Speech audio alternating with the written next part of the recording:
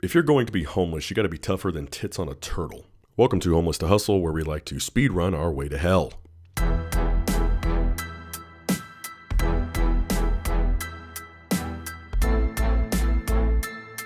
What the f*** is wrong with homeless people? Well, number one, they're lazy. Okay, maybe not all of them, but there's an alarming amount of them who are. There are a certain number of people in this world that you will never be able to help. It doesn't matter how much money you give them. It doesn't matter how much time you give them. It doesn't matter how much love and understanding and acceptance and all these things that people do need. But there are a certain amount of people who just reject it. They don't want that. They don't want to better themselves wherever their current level is of life, whether they're homeless or not, by the way. They won't want to step above that. The unfortunate truth of this is that there are several examples that you can find even just online of people who have, let's say, won the lottery. And you think that, well, once you win the lottery, that you're good, you're set for life, right? And that's what people think about homeless people or about poor people in general, is that it's just a money problem. You give poor people money, solves the problem. But you can actually see this, you can extrapolate what we know from lottery winners, that's not the solution. All these people won the lottery, okay? They were terrible with money. They were terrible with money before the lottery. And by the way, or the first clue we have of you being terrible with money is you played the lottery in the first place. Peter, this is idiotic. Your odds of winning are like 100 million to 1. Don't you know the lottery is just a tax on stupid people? Like, I'm not trying to pick on you if you played scratchers or anything like that. They are kind of fun. But back to the stories here. These people who have won the lottery, and you think that they're going to be set for life, but they don't. They're not good with money. They end up overspending, right? And they can't maintain their current lifestyle because they never learned to live within a budget. Even if that budget is $1 million, they think, oh, well, I can just buy a house here, a car here, and do X, Y, Z. And, $1 million does not buy the same amount of things it buys today that it bought 20 years ago. And the honest and simple truth is, even if you were somewhat okay, somewhat frugal with your money 20 years ago, if you don't account for things like inflation, you're going to find yourself right back in the same boat. It's very easy to look at these people's lives and you can say, oh, wow, yeah, that was a terrible decision. You shouldn't have done this, that, and the other. And it's like, look, the majority of people who are poor because they are not good with money. They are not good budgeting. They spend their money on stupid crap. And at the end of the day, at the end of the week, whenever they've blown all their money on nonsense, they haven't saved nearly anything. Then they want to blame their boss. They want to blame the president. They want to blame the economy. They want to blame all these other things without realizing you are the economy. You are. I am. What we spend our money on, we are the economy. So back to the lottery winners here. When we go and we look at their lives, and it really happens within like a few years or something. I don't know what the average is, but it definitely happens very quickly. What happens is they become poor again. They spend their money. They don't know how to spend. They don't know how to save. They don't know how to budget. So obviously they take all of the things that they've been given to them. Okay, just like homeless people do, by the way, just like charities do, by the way, because they do very little. I've been homeless. I know people who are homeless. I know plenty of people who are homeless. And I promise you, myself included, we have never been approached by a charity. We've never been given anything by a charity. There's never been one person that's came out to us that said, hey, we're on behalf of this charity, or there's a sign up that says, hey, come get some free food. We're part of this charity. What I have noticed is that the vast majority of the time, if it's not just random people helping us out, it's churches, right? And I think the Catholic Church, and I'm not Catholic or anything, but the Catholic Church, I think, does more to help homeless people than any other religion. They're the ones that I see anyway doing the soup kitchens. They're the ones I see, especially the nuns. Terrible attitudes. It's like you can tell they don't want to be there. Back to my point, you've got to decouple yourself from this idea that poor people, that homeless people just need more resources. And it's like, if the resources you're speaking of is simply money, usually the answer is no. I mean, you could be real blunt about it and just say, hey, if you're given $1 million and you blow it in less than a year, you're a moron. It's like, how do you do that? How do you make that decision logically? And the answer is, I don't know. But it does prove my point that these people don't just need money. So let's imagine you're homeless and somebody approaches you and, you make nothing an hour. You make $0 an hour, okay? But here's the thing, you also qualify for special programs. Now, when I say homeless, I'm also not just meaning people who are, let's say, literally homeless in the strictest definition, living on the street. There are plenty of people who they're homeless, but they're on Section 8 or something like that. They're on welfare, they're on food stamps, something like that, to where they have zero income except for what is given to them by the government, okay? And I am definitely not hating on those people at all. I've been in those situations. It sucks. But here's what you've got to understand, is that somebody approaches them and they want to give them a job, okay? But here's the deal. If you take that job, you lose your benefits, okay?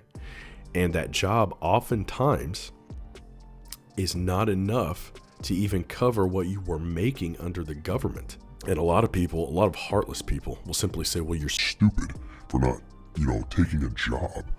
That could obviously earn you money, that could provide a way out of you being homeless. And it's like, look, there's a little bit of truth to that, okay? Because you could offer them a job that does pay a living wage. And that's getting rarer and rarer and harder nowadays, because most jobs are failing to keep up with a living wage. Okay. So especially if you're homeless and you're trying to crawl yourself out of this hole, it's like, man, every month, every day, that hole gets just a little bit bigger and a little bit bigger and a little bit bigger. So it's like, if you try to offer me a job, me being homeless at McDonald's, I got news for you, man. I'm not interested. Not. That's a stupid idea. You know why? You lose all benefits. I have to work for ungrateful people who are going to look down on me. And I'm going to be paid next to nothing an hour, whatever the minimum wage is, maybe a little bit above it, but still barely minimum wage. And it's like, you're not going to work yourself out of that hole at all. The difficult part of getting a job, getting yourself out of homelessness, is not just a job, because people like to say that, well, just get a job. It's like, no, I need a job that supports me, right? And it doesn't have to be that much, right? $1,500 to $2,000 a month, somewhere in between there, might be enough if you're in a smaller town. And even that's really pushing it. Like, you really have to work hard budgeting. $2,000 to $2,500 a month would be more realistic. This whole mindset of homeless people are stupid because they don't accept a job at McDonald's or a job at Walmart. It's like, you can't live off those jobs, guys. You're not going to be able to afford an apartment with those kind of wages. You better have a girlfriend. You better have a boyfriend. You better have a partner that's also working at least full time to even keep up with what an average person would need. So all that to say, yes, there are some homeless people that are stupid, that are offered jobs that will get them out of being homeless, but they are far and few in between, okay?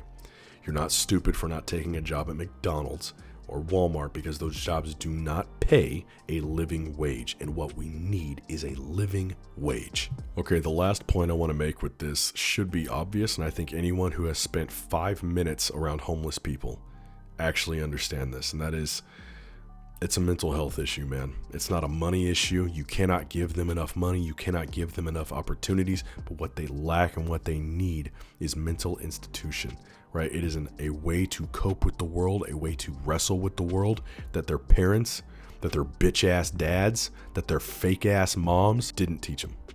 There's a lot of people in this world who would say, yeah, well, everybody's got problems. It's like, sure, but why don't you just get over your problems then? Yeah, that doesn't really do anything. That statement doesn't make people get over their problems anymore. The same water that softens the potato hardens the egg. The point is, some people need a good swift kick in the ass. We're not doing what we should be doing.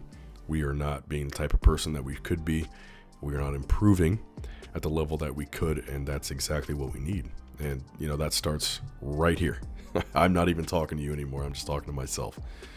But when it comes to homeless people, what we need more than anything is some sort of mental help for them. And I'm just a YouTuber. I don't really know what that would mean or what that would entail. But when it comes to these people that grow up without a mom, without a dad, which if we go a little bit further than that, right, if we try to extrapolate what we mean when we say that, is there's no structure. Okay, so get up at a certain time, go to bed at a certain time, get up and go to work. Okay, pack your lunch. These sort of basic skills that I think the majority of us have down, homeless people do not. Okay, the skill that every man learns when he's in middle school and notices that girls are pretty, to keep himself bathed, to keep himself shaved, that I'm pretty bad at. At least it's in style, right? Isn't grunge in style? Or can't wait till ugly's in style, and I'll be in, man. But these are the type of skills that I'm talking about. There's this structure that you learn when you're younger, that you're taught by your parents, and by the way, you're taught by your friends, starting at about middle school to high school age, that says, hey man, you want to be part of the team, you want to be part of the this group that we're all a part of. This is what we do. And and what I mean by that is not some weird hazing to get into some exclusive club. I just mean the basics of, hey man, you stink, you need to take a shower. And I've told that to my friends growing up. They've told that to me growing up. We've told each other when we needed deodorant, told each other whenever we needed just to change clothes or to do whatever, And those are the type of things that people have growing up, and they say, hey, that's not how we act in society. And that's exactly what's happening, is that we threw away, people call them social constructs, as if that makes them A, less real, and B, as if that makes them somehow not important. It's like we all sat around a group table and made them up because we just wanted to oppress ourselves. Even if we think something is a social construct, like bathing, and I've talked to people who really do think that, okay? There's a reason we have those things. And that's the thing, is that we're taught now that the cool thing is to look at these structures that we've always had in society and to flip our middle fingers up at them and think that we're so cool for just saying, you know what, I'm not going to abide by that. I'm a punk and all this other stuff. And it's like, there's a reason those things were in place. And that's what we're really needing to bring back, is some type of structure so that we can structure ourselves to deal with the world. Because here's the thing, not only do I have to deal with you whenever I go into public and you go into public, you have to deal with me, right? And that sort of understanding means that, hey, I don't want you to act a certain way. So here's a certain way. I don't want you to be on your phone in public on speakerphone. That's annoying. Okay. Go take that somewhere else. Have some respect for the people around you. Okay. So that's one of the little examples here. We could extrapolate these sort of ideas and we say, well, homeless people tend to not live by those sort of constructs. It's like, exactly. They have no structure with which to live their life by. But the fortunate part is if we don't even listen to our family, but we have our friends to sort of pull us along, tug us along and say, hey man, you stink, go take a shower. Or, hey man, we all have a job, you don't. We're 18, we're wanting to get out of town for the weekend, what's your problem? Okay, it's these sort of social cues, these social rubbings. We say, hey, you need to get with the program. And that's what we need. We need some sort of mental health structure brought back to society by and large that says, hey, don't deviate from this. There's going to be serious complications if you do.